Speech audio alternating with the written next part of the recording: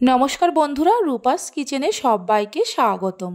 দুমুঠো গোবিন্দভোগ চাল ও অল্প একটু ছানা দিয়ে অমৃত স্বাদের পায়েসের রেসিপি আজকে আমি আপনাদের সঙ্গে শেয়ার করব।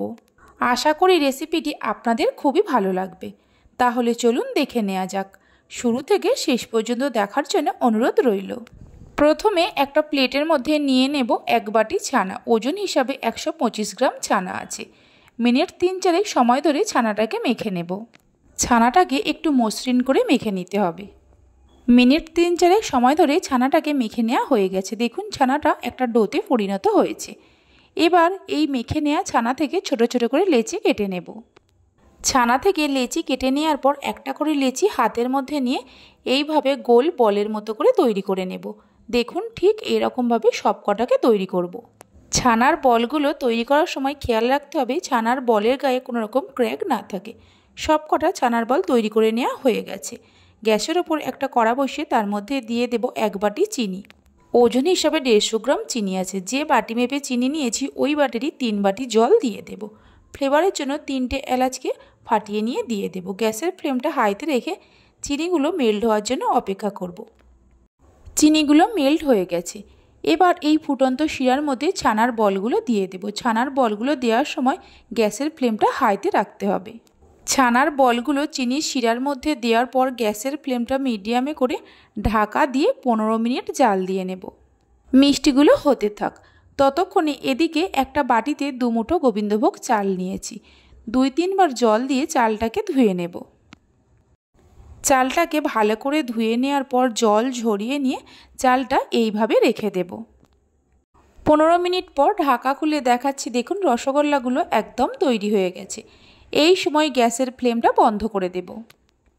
এবার এই গরম রসগোল্লাগুলো একটা মিক্সিং বোলের মধ্যে তুলে রাখব। এইভাবে একবার রসগোল্লা দিয়ে পায়েসের রেসিপি বাড়িতে বানিয়ে দেখতে পারেন। খেতে অসম্ভব ভালো হয়।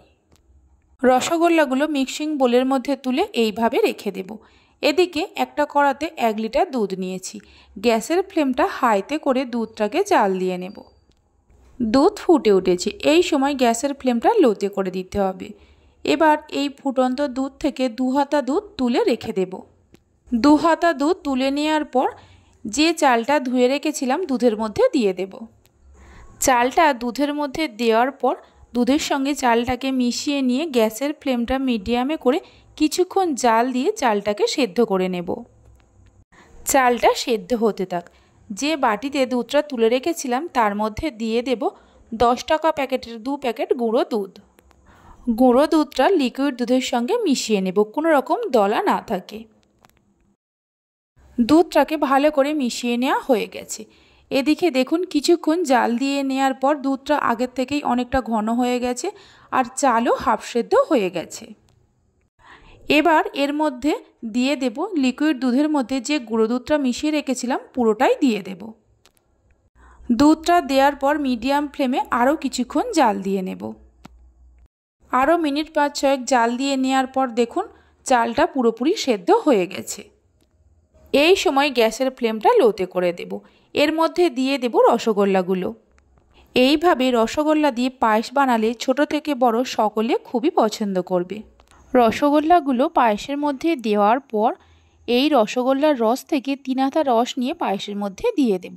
আপনারা চাইলে আলাদা করে চিনি বা বাতাসার ব্যবহারও করতে পারেন।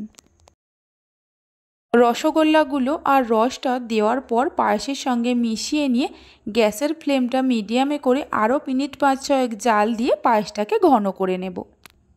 সবশেষে পায়েসের মধ্যে সামান্য নুন দিয়ে দেব। এতে পায়েসের স্বাদটা বেড়ে দ্বিগুণ হয়ে যাবে। মিডিয়াম ফ্লেমে মিনিট 5-6 জাল দিয়ে নেওয়ার পর দেখুন পায়েসটা আগের থেকেই অনেকটা ঘন হয়ে গেছে।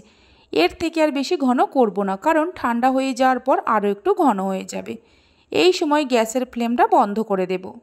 গ্যাসের ফ্লেমটা বন্ধ করে দেওয়ার পর পায়েসটাকে একটু ঠান্ডা করে নেব। পায়েসটা ঠান্ডা হয়ে যাওয়ার পর একটা মিক্সিং বোলের মধ্যে সার্ভ করে নেব। এইভাবে একবার পায়েসের রেসিপিটি বাড়িতে বানিয়ে দেখতে পারেন। খেতে খুবই ভালো হয়। আমার রেসিপি যদি আপনাদের ভালো লেগে থাকে অবশ্যই একটা লাইক করবেন আর আমাকে কমেন্ট করে জানাবেন। ভালো লাগলে চ্যানেলটি সাবস্ক্রাইব করে পাশে থাকা বেল আইকনটি প্রেস করবেন। তাহলে আমি যখনই কোনো রেসিপি দেব খুব সহজেই দেখে নিতে পারবেন। আপনারা সবাই ভালো থাকবেন, সুস্থ থাকবেন। ধন্যবাদ।